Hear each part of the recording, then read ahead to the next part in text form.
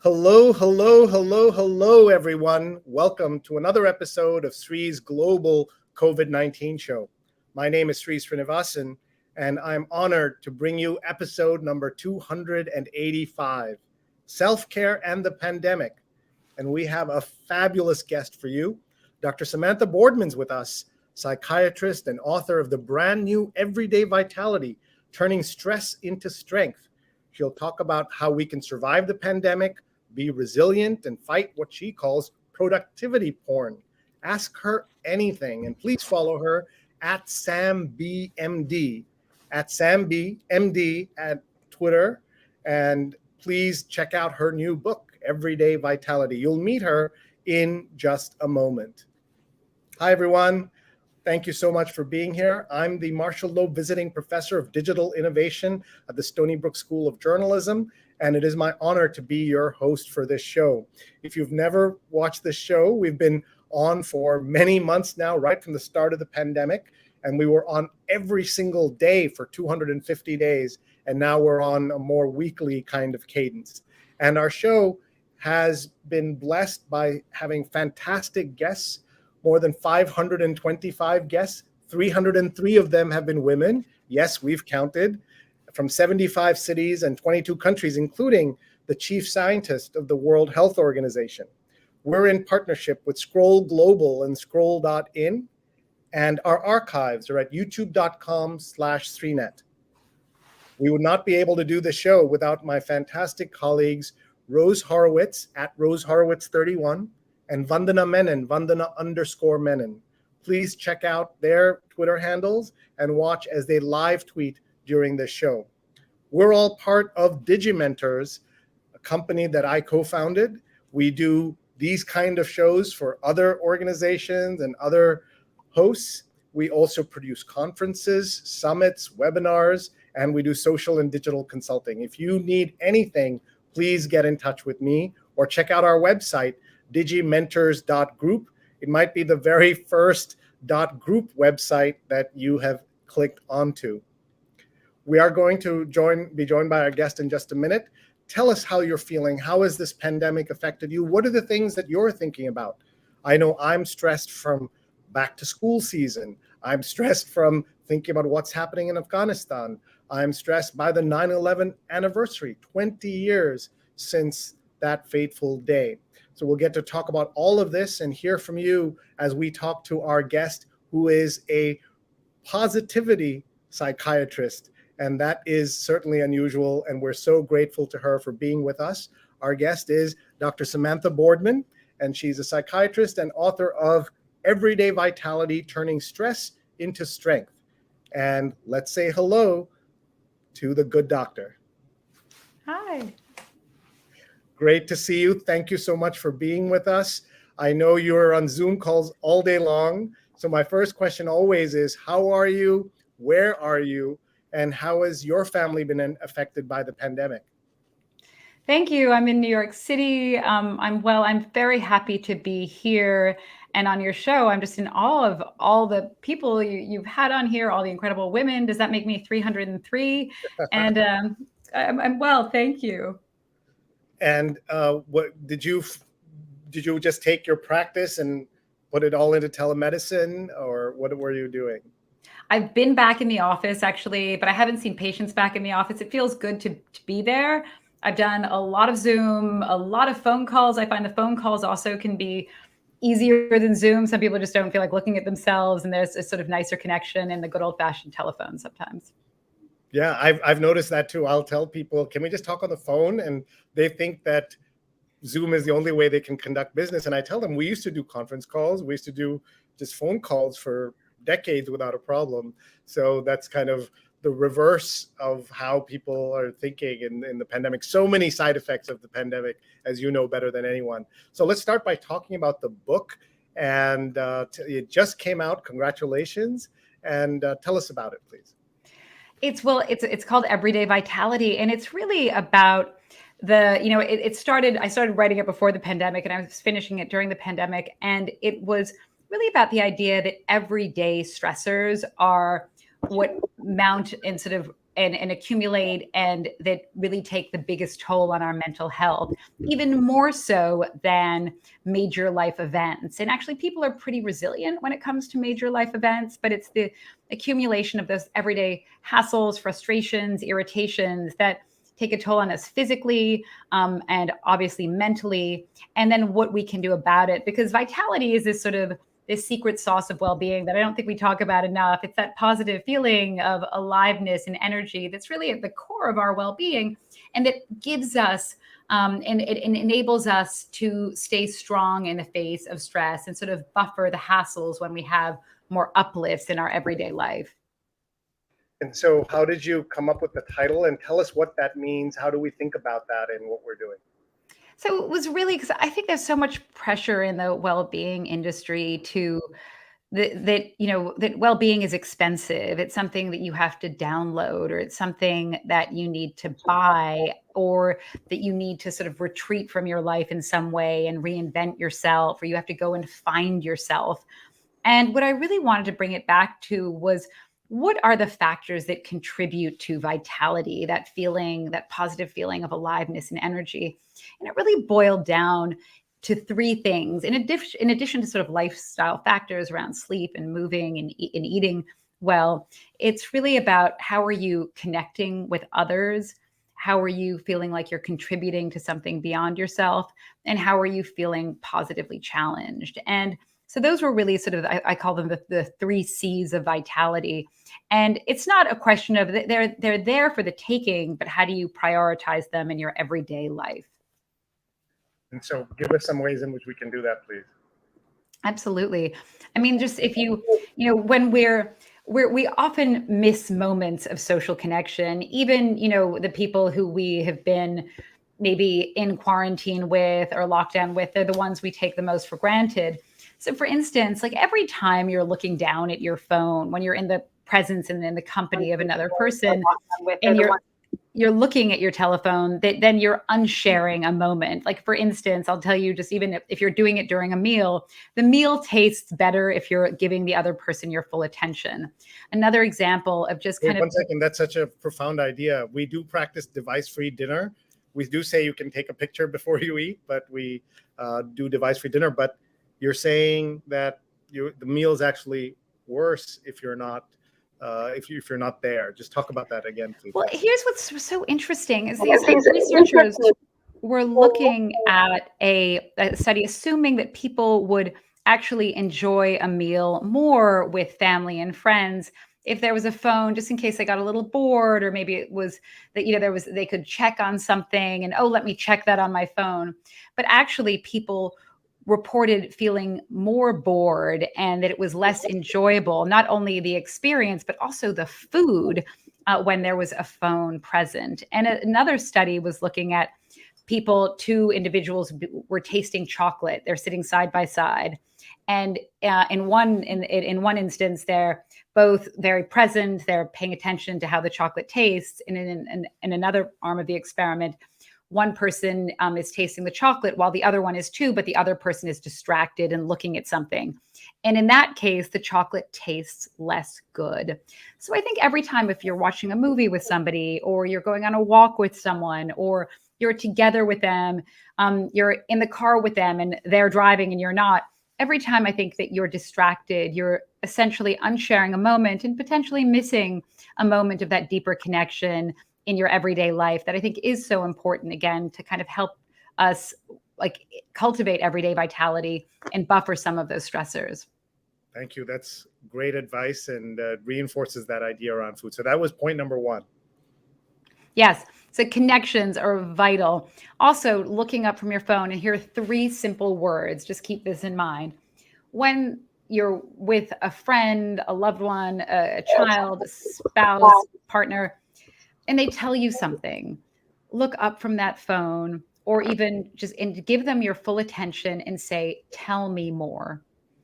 It shows that you're curious, you're interested, that you want to hear more, and just bearing witness to what they're going through, hearing about it. I think a lot of the time we'll have a tendency to sort of hijack a conversation and be like, guess what happened to me today? Or, you really think that's a good idea? And sort of be sort of in sort of maybe dampen their experience, and instead just say, tell me more, and mean it, and give them their full attention. So again, to cultivate meaningful moments and interactions, because people say, we all know social interactions are really important for well-being, but probably the two that give us the greatest boost are having a meaningful conversation, and also the feeling of felt love, feeling like you're understood, that you are responded to, that you're cared about.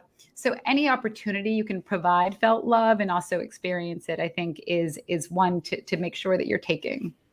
That's beautiful. Felt love. I love that. So thank you for it. Let's just take a look at people who are joining us from around the world, and we're very grateful to them. Jonathan Borstein is watching from the East Village.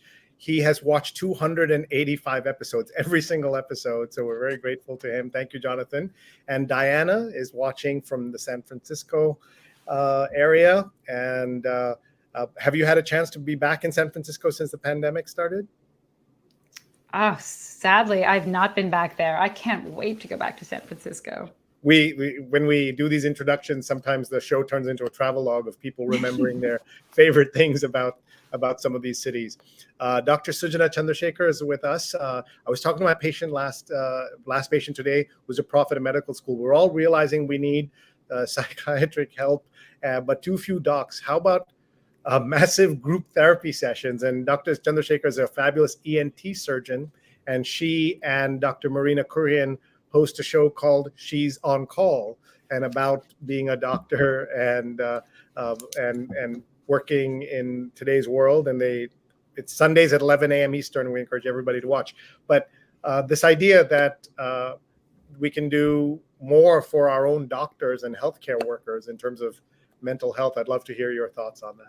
She's on Call. I'm going to listen to that. That sounds really good. I mean, look, we know that the mental health of, first line workers they've really been putting themselves out there. And, in one sense, we know, yes, they're doing things for others, but really then that at the expense really of being able to take care of themselves and self-care, and just those basics like, the eating, the moving, the sleeping that they haven't had time to do in a healthy way, but also just the burnout. And the burnout is so extreme, I think, that we've seen. And it's been such a relentless, every time, that they think they can come up for air, there's been yet another wave. And I think that we've seen so much what was known as catastrophe compassion. And that's been wonderful. For the first time ever, people have volunteered in their communities, and they've gotten to know their neighbors, and they've knocked on their doors and said, hey, I'm going to the pharmacy. Can I get you something? But at the same time, is there a possibility, though, that there will be some fatigue and some compassion fatigue as this wears on? And, it was wonderful as everyone was applauding the healthcare workers, in the very beginning. But I think that we need to make sure that we are taking care of them and prioritizing their mental health and their sleeping and eating and moving, and that they're taking care of themselves, because they've been just doing so much for all of us. And they really have. And I remember when those 7 p.m. cheers were such a big part of our daily lives, and then they just sort of faded, as I think people took so much of the pandemic for granted, and now we're paying the price for some of that. In terms of the way in which you've laid out the book, what are things that people will learn if they pick up the book? Oh, absolutely. I've got lots of sort of interventions and sort of little small things that you can do in your everyday life. I mean, one of the things I talk about in there, and I think that's relevant to what you're bringing up with the pandemic and almost people getting used to it on one level, but still, though, there's this sort of as soon as life, I think people are leading in a way, like as soon as this is over, I'm going to go to San Francisco, or, as soon as, then I'm going to really properly start doing those things that I really care about, and or that really matter to me, or start taking care of myself, or making sure I'm taking care of my mental health. And so, what I've really been trying to talk to patients about a lot, and I talk about this in the book, is how can you close your intention action gap? Because most of us know what we want to do, or how we can sort of daydream or think positively maybe, but that's not going to get us anywhere. And there's even evidence that shows that people who just think positive, that actually can undermine your ability to achieve your goals. And even just if you're thinking positively about taking that math test or that surgery is going to go well or something, it's not necessarily going to help you. So what are those ways you can close that intention action gap? And number one is by making that behavior that you want to do easier. Like if you want to be exercising more, put those sneakers by the door, make it easier and make the thing that you don't want to do harder. And so also, like if you don't want to be on your phone in the presence of your family, then put it away, put it in another room while you're eating a meal together. I mean, there's little things that can because motivation comes and goes. You just sometimes know that if it's just harder to do something, you're not going to do it. Get that junk food out of the house. And I think when we're stressed out, oftentimes our coping strategies. I mean, when I was in medical school and I worked all night, I'd always go to the deli and get my fried egg and cheese, and I'd stay then up in the morning watching TV shows and stuff. And those things that we think they sort of masquerade as uplifts, but they're kind of actually just, I call them like junk food for the soul. And the things that help us feel better is often when we're learning something, we're doing something for somebody else, we're moving our bodies, we're connecting with another human being. And so even if it's, if you want, if there's a behavior you want to do, grab a friend and do it with them. I know it's really hard to, get yourself to maybe exercise or do something, but if you have a friend waiting for you downstairs, at 6 o'clock, you're probably not going to want to flake. And there's research that shows that people who actually do sports with a friend, not only are they much more likely to stick to that, to doing it, but it's much more fun and it's more enjoyable, and they have fewer mental health days each month, and they also live longer. So I think there's a lot of evidence there for really having a partner in crime and engaging with somebody else. And it's also just a whole lot more enjoyable. I totally get that. Folks, we have about 15, 20 minutes left with Dr. Boardman. We're talking to Samantha Boardman about her book, Everyday Vitality. I know some of you have already thrown some questions into the mix, and I will ask them in just a minute. I just wanted to share some of the incredible friends you have, because they shared these great blurbs. I see that Angela Duckworth says, brilliant, warm, and best of all, an actionable guide to a life well lived. Adam Grant, the #1 best-selling author and huge star on social, says, an insightful, uplifting read. If you're depressed, burned out, or languishing, this book is brimming with practical ideas.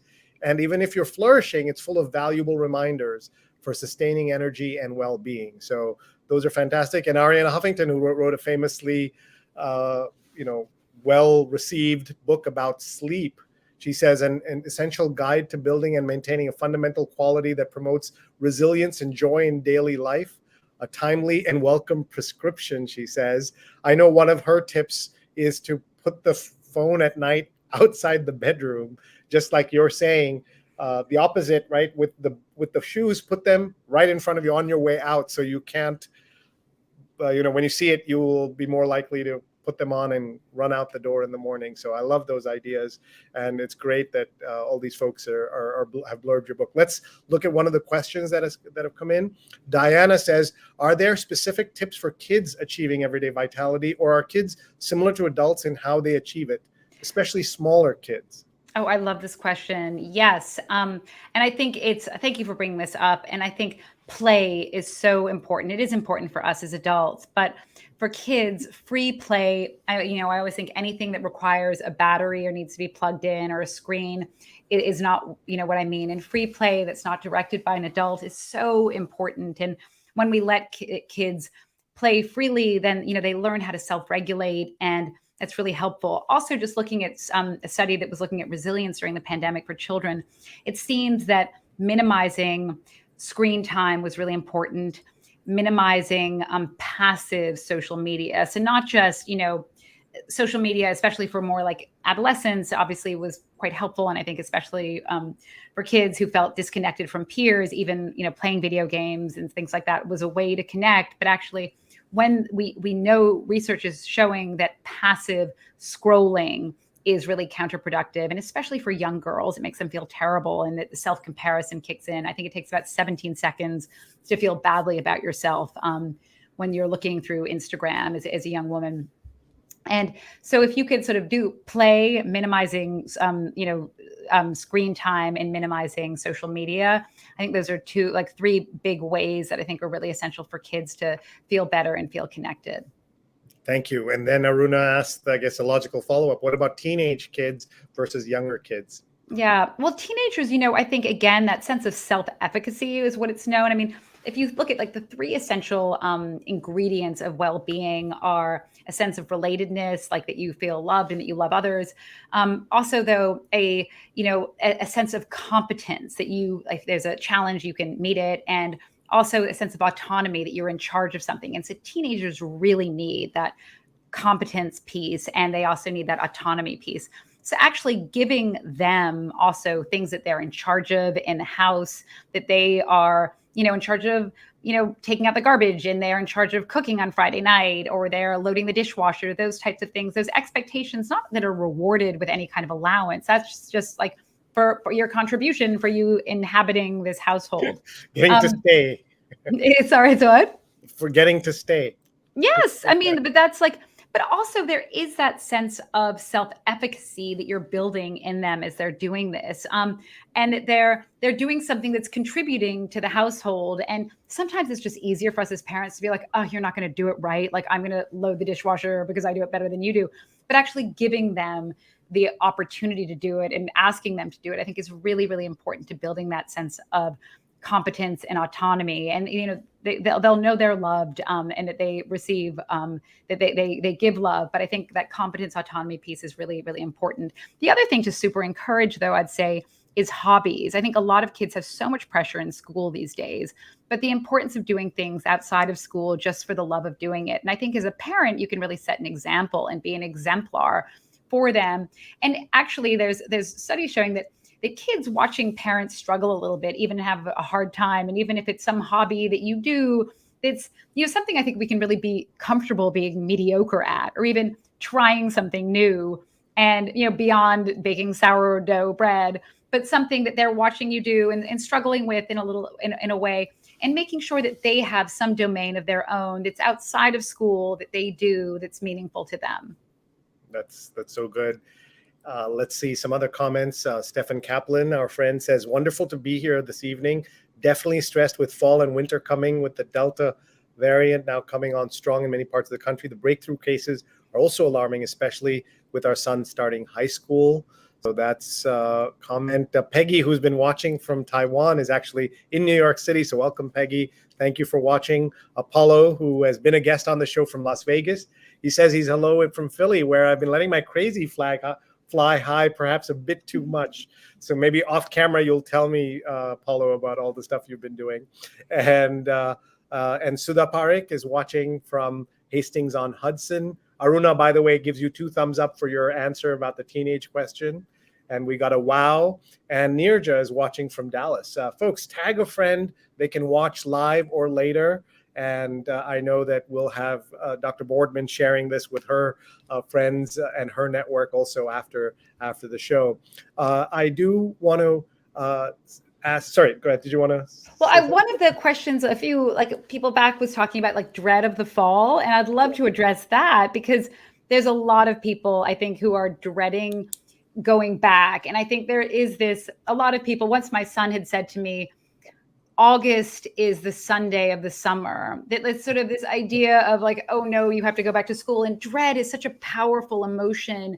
And dread can really not only make us miserable about the future, but also in the present as we're dreading that event. Like dread itself, like the experience of waiting for that dreaded event is painful in and of itself beyond the dreaded event. And there's studies showing that people are willing to actually take painful electric shocks just to get something over with, just because the experience of waiting is so painful. So I think as human beings, we just don't do well with dread at all. But here are some tips, though. I'm just going to mention a couple of things that might be helpful as you're dreading. I mean, I think this collective dread's powerful, and we're all 5th graders dreading going back to school, amplified right now. And so one way to think about it is distracting yourself. Distraction is really a key way to not focus on that thing. It's sort of like, don't focus on the elephant in the room and it's all you're thinking about. But if you are truly distracting yourself, and especially with physical activity, it's a really great way to like lift yourself out of rumination. Another tool that can be really helpful when you're having a lot of anxiety and you're feeling stressed about something that's upcoming is called self-distancing. And self-distancing is when you can you pull back from something instead of being self-immersed in your emotions, and you're pulling back And you can ask yourself a couple of questions, and I'll give you some examples. You could say, you know, what would a fly on the wall say in this moment? Like if they were just observing, like, you know, how would they explain what I'm feeling right now? Another, maybe this would be easier for you, is to say, if somebody were to to explain to me how I'm feeling right now as a friend, what would I say to them? What advice would I give to a friend who's going through this right now? And when we take that distance, we can separate ourselves sometimes. It seems that we're really good at giving advice to others, but when it comes to ourselves, we're terrible. So actually make yourself essentially the friend, and that can be helpful. A third way you could do that is to think, what would your future self say right now? How would they sort of account for this? What would they say to you? And with all of these three techniques of self-distancing, what you're doing is like sort of you're lifting yourself out of your, emotions that feel really hot and scary, and you're giving yourself some perspective. And that this way you can sort of, from a distance, see what's going on, and also see that probably it's not as personal as you might be taking it. It doesn't feel, it's not going to be as permanent, and it's not going to be as pervasive. And actually, there were some studies looking at people during COVID. It was with 27,000 people across multiple different cultures, and saying, if you were able to cognitively reappraise what's happening right now, that this is what you're doing when you're self-distancing, is that people were better able to cope with being in lockdown in the pandemic, thinking like, oh, what could I learn from this? Or is there anything positive that could come out of this? So those kind of questions to keep in mind might be helpful. Oh, those are great. Thank you. We also have Nirja watching from Dallas and saying hello. And Aruna says, great advice, and watching from Ohio. So thank you, folks. Please share this with your family and friends. We're on live on Facebook, on Twitter, on YouTube, and on LinkedIn. I should tell folks that I got to meet Dr. Boardman when I was working as the Chief Digital Officer of the Metropolitan Museum of Art. And she's a great patron of the arts and on the board of the Met. And we were able to work on some great projects as the world of the arts has become more digital and everything else. And I know I was very proud that when the Met did have to shut down because of the pandemic, the work that we did together on digitizing the Met really made it more accessible. All that great art was, in fact, accessible. So I have a surprise visitor now who's going to ask a question. She wasn't able to join us live. She wanted to be live, Samantha, but she couldn't be here live. So she sent a question. So I'm going to play this for you, and you can answer her question after that. Hi, Samantha. It's Carrie. Hello, Sree. Thank you for inviting me to join you tonight.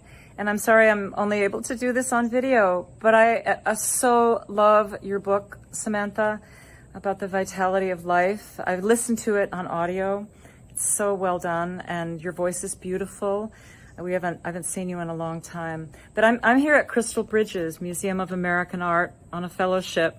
I'll show you a little bit of where I am. This beautiful, beautiful view in the Ozarks of Arkansas, a landscape and an art museum. And I have to say, I'm feeling more vital being here, outdoors and in the museum. And I just wondered if you might, the question is, if you could talk a little bit about the connection between works of art and vitality.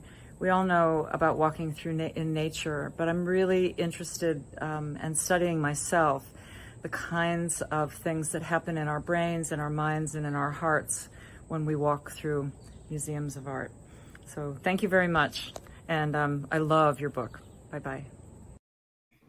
Oh, that was so nice. Was that wonderful? That's my former boss, folks. That's the former deputy director of the Metropolitan Museum of Art, Dr. Carrie Barrett.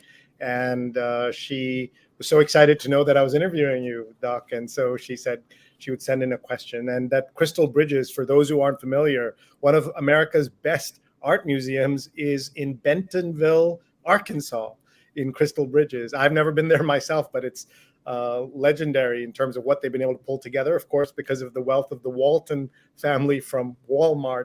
That's what's there. But that's where Carrie was, and she sends her greetings, as you saw.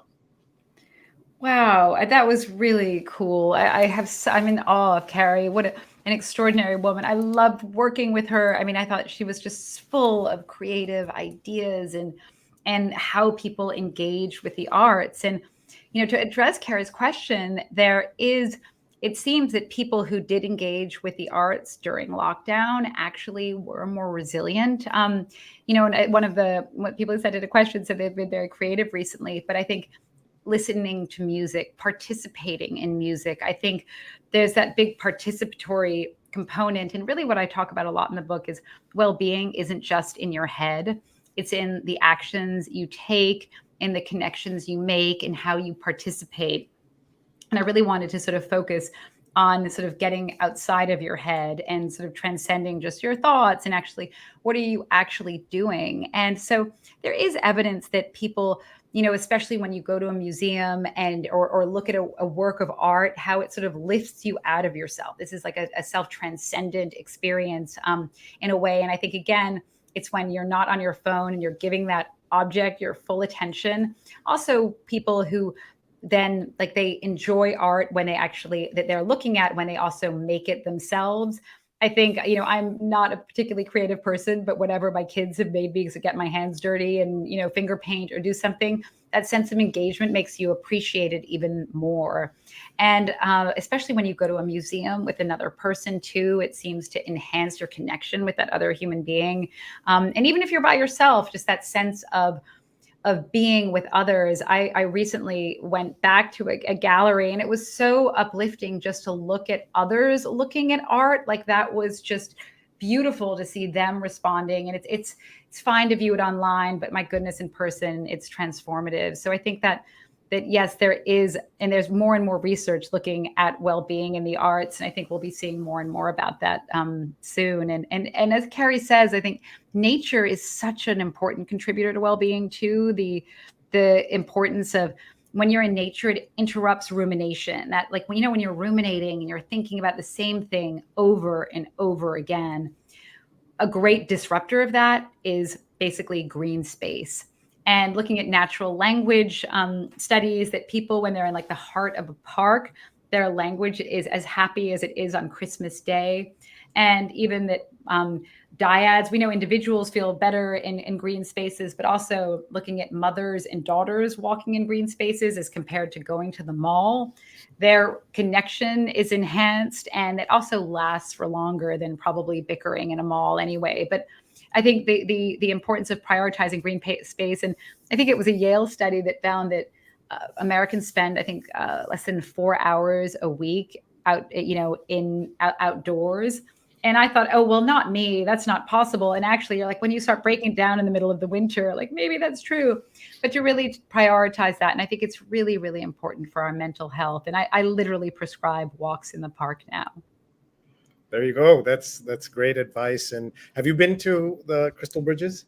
I've never been. It looks beautiful. I mean, yeah. So let's make a plan and go down there at some point. Yes, with Carrie. I mean, yes. I think that would be amazing. What a beautiful space. We just have a few minutes left with Dr. Boardman. I did want to show folks you were, as part of this rollout, you were featured in the New York Times in an article about the book. And it says, "Paging Dr. Samantha Boardman for my mental health." And this was the writer kind of having fun. She said she was going to talk about the book, but then she kind of sneaked in some personal mental health help in there as well. What's it like to be covered by the press? Did you think this was a fair piece? Did you like being on that side as opposed to writing yourself? It's always a little bit awkward, but I really enjoyed it. She was such a great writer. We spent a lot of time together. She came to my office. It was really fun to see somebody in my office. And I just really liked her. We spent about 3 hours together one day and about 2 hours together another day. And also talking a lot. She's somebody who has actually written a great deal about fashion, and she looking at the research around how people feel in their environment, and if their immediate environment is what they're wearing. And there's something called embodied cognition, and how when you sort of walk the walk or you dress the part even, that actually can sort of transform how you feel. And so she was very interested in that. And, we've looked at studies too, and I sent them to her on, kids who dress up like Batman seem to have more motivation than kids who don't put that costume on in actually, doing more math problems or even, in distracting themselves from video games. So I think sometimes we can dismiss some of those things as superficial, but actually that they can, for some of us, it can kind of help fuel motivation. Well, that's good to know. And the author's name is Ruth Laferla. We should tell folks they want to check out that article. So we have just a few minutes left with Dr. Boardman. I want to just hear from you in terms of what you're seeing just generally in the population, this hesitancy around the vaccines and things like that. What is your message to people who are skeptical about masks and vaccines and all of that? And what is your message to us who are the opposite, who are kind of despondent that here we are with Delta and everything else, things are worse. We're now looking at another full year of this, maybe, instead of it disappearing by now. So talk to both those groups, please. Yeah, no, it's been a roller coaster. And I know a lot of families, I mean, even starting with the election, 4 years ago, that it's really hard to get people to agree with you, and I think we all have convictions and we'll hold on to them, and it's really hard to make us budge. And as a friend of mine always says, argue as though you're right, but listen as though you're wrong. And, I think nobody has ever changed their mind because they were screamed at, because they were shamed, because somebody rolled their eyes at them. And so I think, oddly, and it might sound counterintuitive, but if you do if there's somebody who is I'm not going to say even they're anti-vaxxer, because I think that's also unfair. The moment we call people who are resistant to getting vaccines anti-vaxxers, we're giving them this identity, and they might not be that. They could be hesitant. They could be, maybe category. They could be sort of, on the fence. But the moment we're saying you are an anti-vaxxer, how can you be that way? It's like an identity they're going to defend. So I think listen, but ask them questions, because actually, and listen not with contempt, but with curiosity. Explain to me, I really want to understand why you think that this isn't important or whatever. And actually, when people often hear themselves actually trying to articulate their logic, their holes in the cheese will start kind of surfacing. But let them do it, because like any of us, screaming at people or shaming them isn't going to help in any way. And I think it's not beneficial for your relationship and all the above. Sure, that makes a lot of sense. I'm just looking at some of the comments here. Susanna's watching from Denver. And Sudha says during the pandemic, her granddaughter, who's 8 years old, is doing a lot of tie-dye on shirts. And my grandson, who is 6 years old, is cooking. So that's lovely. I love that. I mean, that's great. And also, there's a lot of evidence, though, that kids, when they are doing those sort of creative tasks on their own, and when like she's cooking, and your grandson is cooking, even that, and it's good that they feel like they're contributing to the household in some way. And that can be incredibly meaningful, and, it can bolster them. And I think culturally, there's so much pressure right now to do everything for your kids. And there's a wonderful book by Lenore Skenazy called Free Range Kids. And it's basically about, letting our kids do a lot of, do things that probably we as kids were allowed to do, but we're so protective now, and we're almost shamed if we're not helicoptering, and letting them, walk around the block, take the dog by themselves, do things that probably we did. And we said, you had to go home when the sun went down, kind of thing. And now it's like, where's your kid? Are they okay? What's going on? And almost having to snowplow everything for them. And actually, when you get them to be creative like that, it sounds like with the tie-dye and the cooking, that is really going to make them feel better. And it's going to make your life easier. That's for sure. I do want to share this tweet that I shared recently. This is when I went to drop off my daughter at college, and we're dropping off her twin brother in a couple of weeks. And it says, nothing prepared me for this moment, saying goodbye to our baby girl after move-in day for college. Gretchen Rubin taught us the days are long, but the years are short. And I do spread that gospel, but I wasn't ready, and it was bittersweet. But Rupa and I are super, super proud of her. And you are right. There might have been some things we could have done more. If we had been more free range with her, the pain may have been a little less. Yeah. No, well, I mean, but I think the pain is going to be there no matter what. And maybe that's something that's worth addressing here too, is I think there is a lot of pressure these days to be happy all the time. And if you're not happy, that there's something really wrong with you. And that, negative emotions are very important. I mean, I think they're there for us to learn from, to absorb. It's data, right? So if you can sort of, what is this teaching you? What is this telling you? And sometimes if you're having a bad day, if you can try to think about, what exactly are you feeling? Be as specific and precise as you can with your language. It's called emotional granularity.